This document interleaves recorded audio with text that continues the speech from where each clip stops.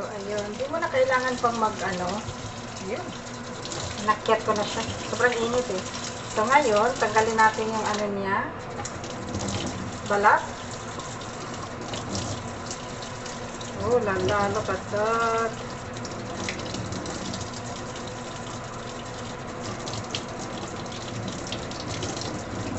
Gagawa tayo ng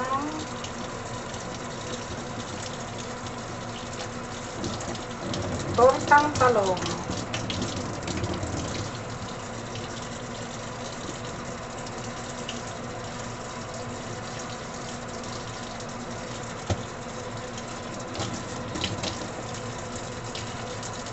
Sobrang init.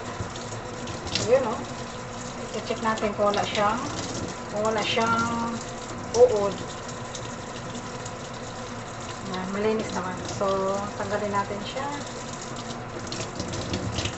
Maganda kasi pag tanggalin nyo guys, pag mainit pa siya. Ayan o. Dumidikit.